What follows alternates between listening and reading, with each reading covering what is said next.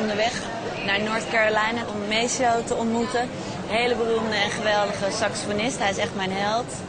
En ik vind het ontzettend leuk om nu een keer naar hem thuis te gaan en hem lekker thuis op te zoeken waar hij woont. En waar hij ook vandaan komt, zijn geboortestad Kingston.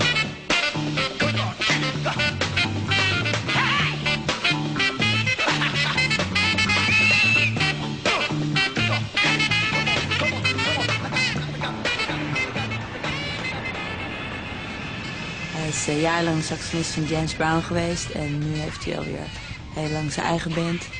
En hij is de meest funky saxofonist ter wereld. Hi! Oh my goodness! Hi! Oh, come on! Hello! I can't believe you're here! Whoa, whoa, whoa! Happy days are here again! Maceo speelt net als ik alt-saxofoon. En hij heeft natuurlijk jarenlang bij James Brown gezeten. Maar ook zat hij bij de J.B. Horns, een soort afscheidingsgroep daarvan. En verder werkte Maceo met Bootsy Collins, George Clinton, De La Soul, Red Hot Chili Peppers, James Taylor en natuurlijk met Prince.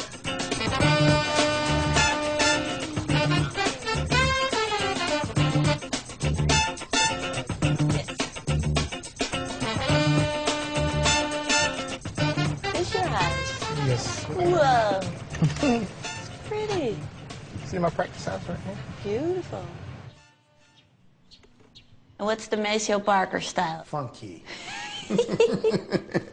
I know that. Funky like this.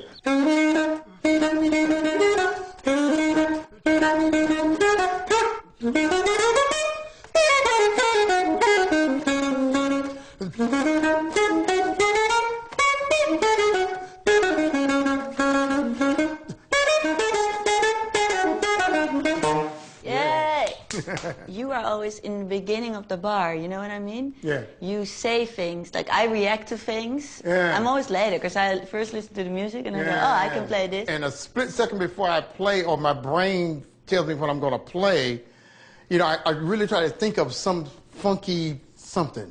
And I've gotten to a point now where I can sort of discard what I feel like is not funky and sort of save and play what I think is really funky, and I have that ability to do that.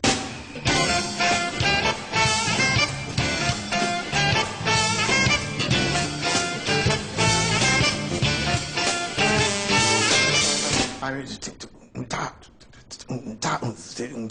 that's funky.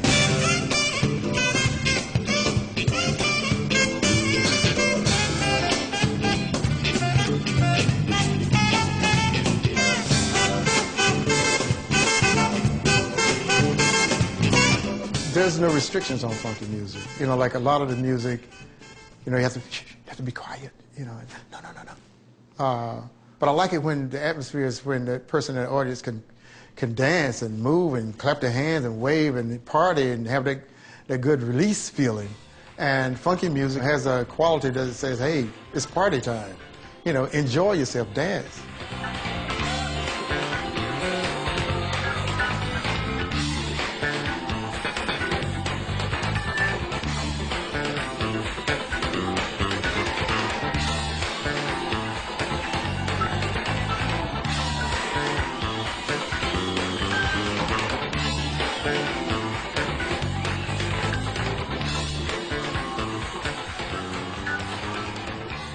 Maceo is opgegroeid in wat ze hier de projects noemen. Grote gezinnen, piepkleine huisjes, weinig werk. Hij woonde daar met zijn ouders en 3 broers en een aangenomen zusje. Ja, en hier oefende hij urenlang op zijn sax en droomde van ooit bij een hele grote band te spelen. Okay. See that 10 right there? There's a 10 there and a 9 there. Oh, that's where you live? No. Yeah, this building here. Okay. I think it's the 5th one. Let's go down and see. Yeah. 1, 2, 3, 4. This one. This is the house. 9 deep. When we lived here, there was a family here. Their last name was Brown. And I remember him telling me, or telling my mom, I can't wait till my kids get up, because I'm going to make them play drums and something, because I've never had any sleep. I never got any sleep. Because, you guys. yeah, so we played all the time, just kept him you know, from sleeping. But he said it all in fun because he was just proud to tell people that, you know, when we were younger, he lived beside. He lived next to the Parkers. Yeah. That was kind So of do you nice. still see people from this neighborhood, or you? From time to time, every now and then, you know, and believe it or not, there's those that I run into that you know, used to live here when I live here.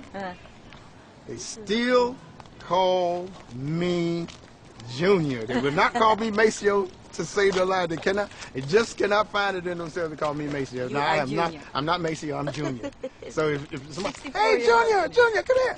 Maceo, what you doing?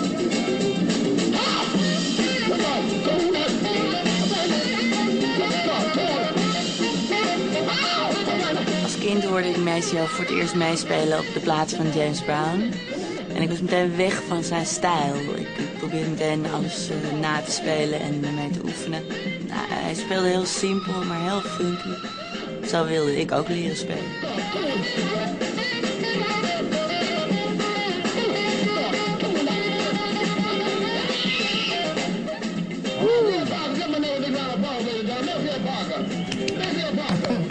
Thank you. Come on. Hoe Maceo bij de band van James Brown terecht is gekomen, dat is wel een grappig verhaal. Zijn broer Melvin speelde drums. En op een dag kwam James Brown naar het stadje Kingston, waar ze woonden. En ging naar een nachtclub, waar Melvin toevallig zat te drummen met zijn eigen bandje. James Brown was helemaal weg van Melvin, wilde hem meteen contracteren voor de band. Maar Melvin zat nog op school, dus die kon helemaal niet mee.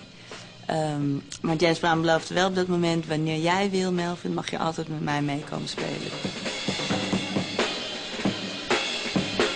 And a year later, James Brown came.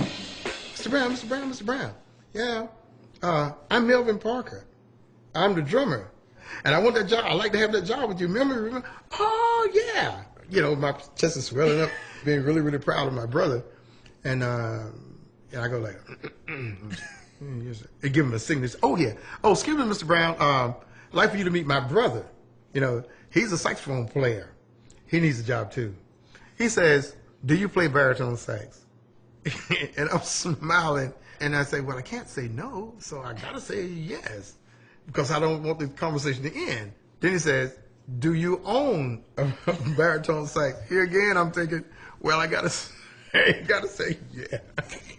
And I'm almost laughing now, because I'm still silly. Like I'm laughing. I go, yes, sir.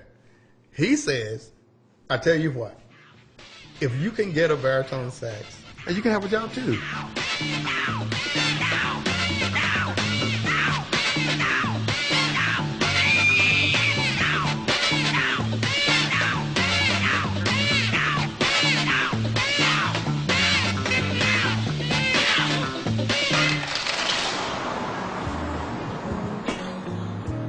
This is where I get all of my suits that I wear when I perform. Oh, really? For the gigs? Yeah. Oh, yeah. It's sort of mid-range stuff. It's not too expensive, but yet still look kind of okay. You look really sharp. Because always.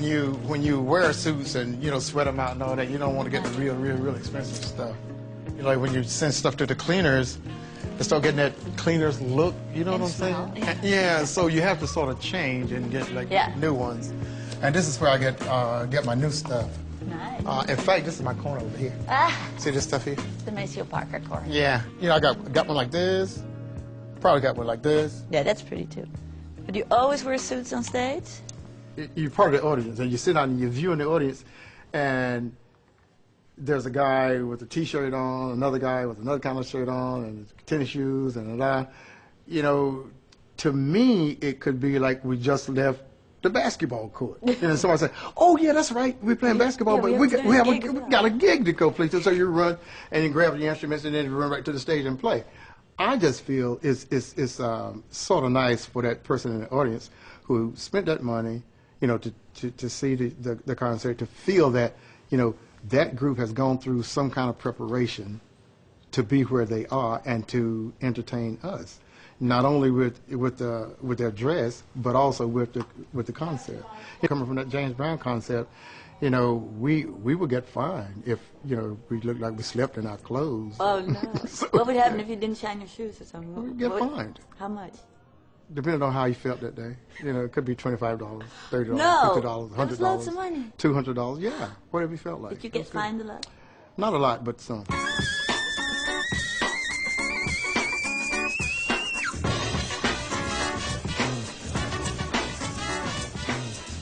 Basketball court over there. But there she is. There she is. Maybe we can sneak up on her. No, don't scare her. Hello. Hi. How are you?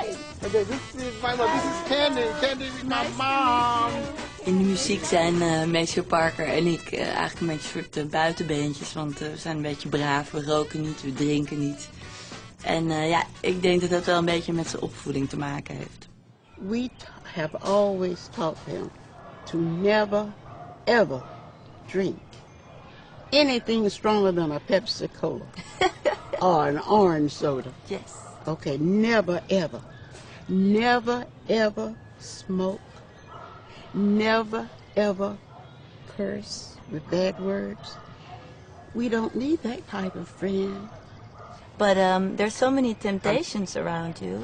I learned at an early age that you represent your family when you go out. When you're not home, you're 1,000 miles away, but you still represent the Parkers and a product of your mother and your father. I had the feeling when I'm at college, you know, away from home, you know, I'm still representing mom. Wait a minute now. Wait now. Will mom want me to do that? No, okay, I can't do that. Mm-hmm. That was it. And out of that love and respect and all of that. They didn't want to hurt me. Right, exactly. No. My faith have not been shaken by them doing the wrong thing. Mm-hmm. You must be proud of your son, right? I am. Yes, you should.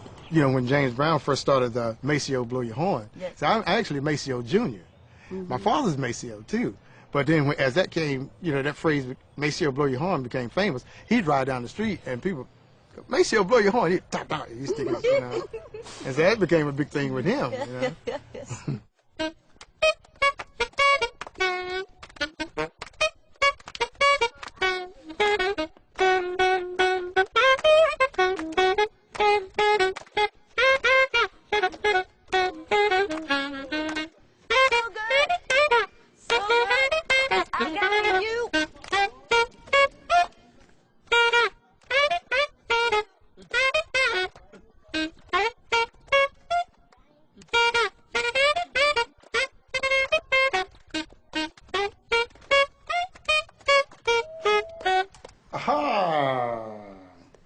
But I'm a little bit hurt because why is this over here and why is this in the middle? You see, Beyonce. Put me in the back.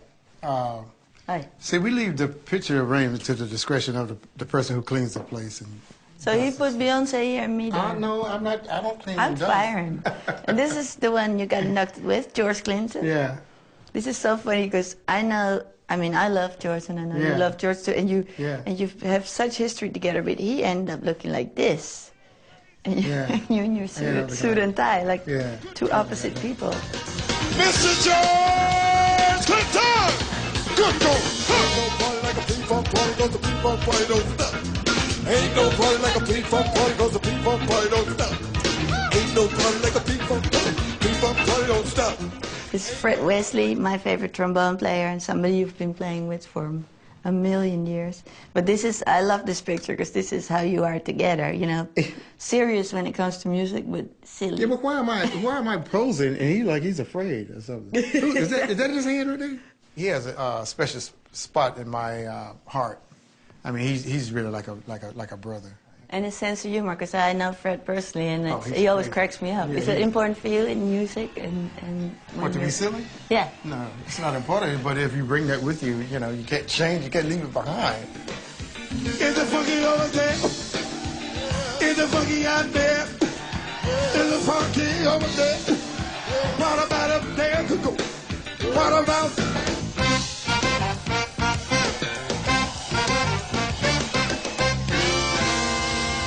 Those were fun times, those times. That musicology tour with Prince was, really big. So what do you like about working with Prince? Prince is very exciting. They have so many people, so many pretty people too. You know, they love following Prince. But I think he's genius. I really do. I don't mind saying that he didn't like me to say that much, but I really do think he's genius because he does everything well, you know, to a certain degree. And he's involved in almost all the aspects of the show. And I've never seen that. He calls you the teacher. Did you like it when he says that? Yeah, it's okay. I think what he really means is I'm the oldest in the group. Probably. I love this because this is really way back. Working with James Brown was sort of like going to college or being in institution of higher learning. Yeah, he often thought of my playing as extension of his singing, but when I got to the point where he was calling my name, you know, Maceo, and, you know, and my name became part of the lyrics, I think that's the most important thing that really happened to me and my career.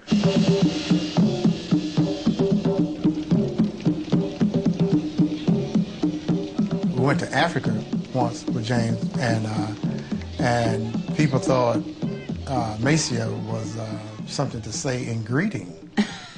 And, you know, they would pass each other in the morning. Yeah, that's the truth. You're they pass kidding. each other. No. I think they should keep that. They pass in the morning and they go, Maceo.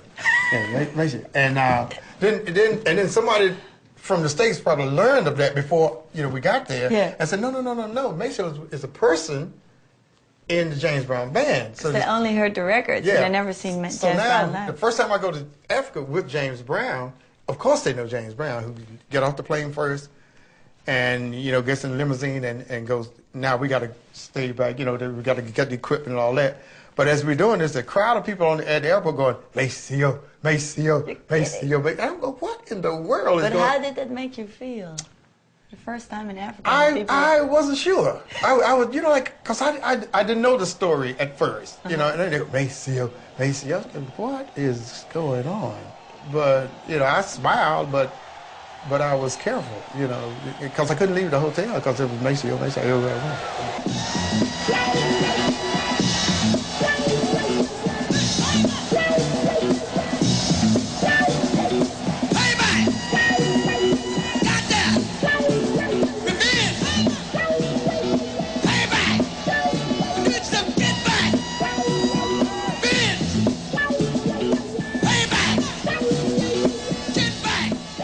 And when you heard that he died, what did you feel?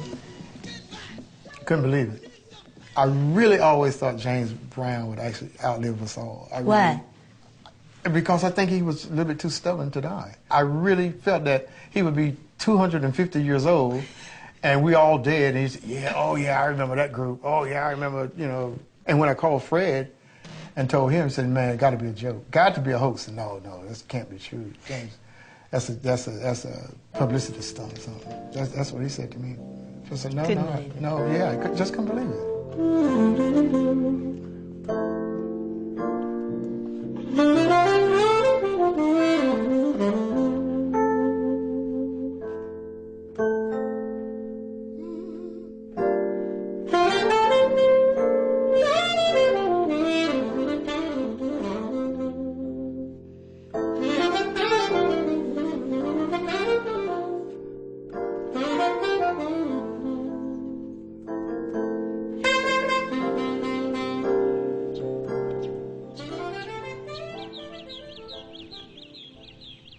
Het is 8 uur 's ochtends en ik sta voor de deur bij Maceo. En ik ga me even halen, want we gaan samen even een powerwalkje doen. Dat doen we heel vaak samen. We zijn ook een jaar met Prince op tournee geweest met z'n tweeën. En deden dat ook elke ochtend, ook al hadden we maar 3 uur geslapen. Hi! Good morning! Hi! Rise and shine! Hi, how are you? Are you ready? Yes. So you're right on time, you're not late. No, never. What are they doing over there? Well, we just like to keep the gates looking sort of nice. Oh, we that's have a guy. piece from Yeah, Parker. Yeah. We have a guy nice. come over and paint. Paint it gold. Well, the piece of gold. Beautiful. I try to get in as much walking as I can. Yeah, but you do 3-hour gigs, so that's sport in itself. Why do you Do you have to do that really, to walk every day to keep that, you know, stamina going? Yeah, you know, I find somehow as I get older, it seems, unlike when I was like 25 and 30 and 40, it's like I just didn't feel that I had to exercise. Now, for some reason, I do. I just feel like, you know, I just have to exercise just to keep, sort of keep up, because I still like to try to exert a lot of energy on the stage when I perform, you know, with my band. It's very, very easy to just sit, you know, when you're not on the stage, just sit and watch TV and eat and all that. So you have to put forth an effort. If not, you just find yourself, because I love to sleep, you know, and be lazy. It's very easy to do that. Mm-hmm. So you have to just, you know, tell yourself, okay, you know, you got to, I try to balance it out, you know. But when did it start getting, you know, necessary for you? Because you're now 64, you're in great condition, but there must be times when you weren't, or something, that you started walking so seriously. No, I just always, yeah. Well, I've always, like I say, I always enjoyed running and moving and dancing and all that stuff. And do you worry about your health sometimes, or? No, but I don't want to be lazy and help a condition of a heart attack, you know, and where I could stave off some stuff just by exercising a few days out of the week, you know. And eating? You eat well? No.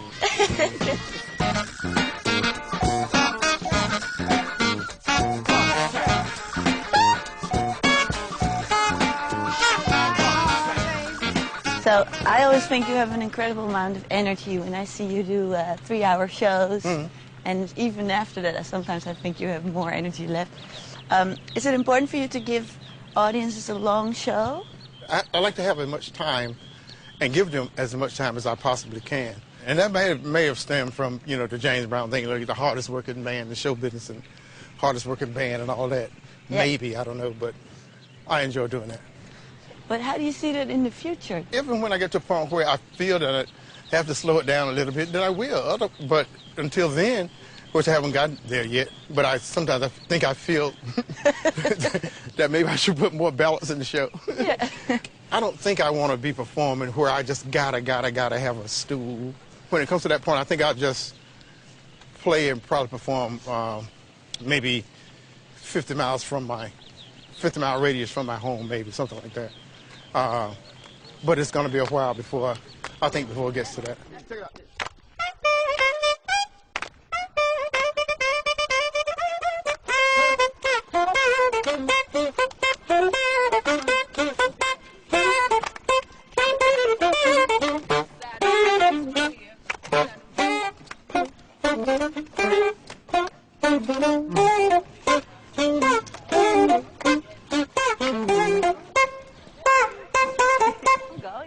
Bye, Maceo!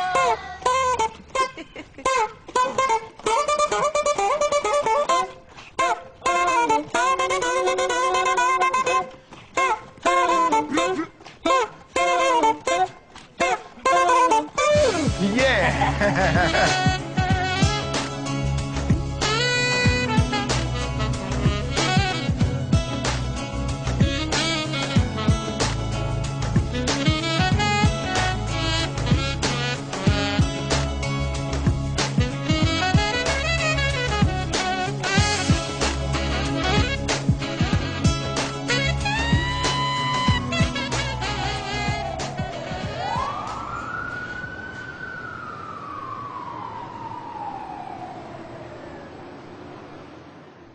Daar zal je fan hebben. Hello. Oh. Hi, Van. Hi. Good to see you. Do you like it real strong? Yeah. Okay. Go ahead, don't mind me. I feel like a journalist myself now, and I hate journalists. That's terrible, don't you? You don't want to feel like a journalist. Yeah, let's put it this way. Yeah, be dreams that never end. Show me light out of the tunnel. While there was darkness all around instead when I was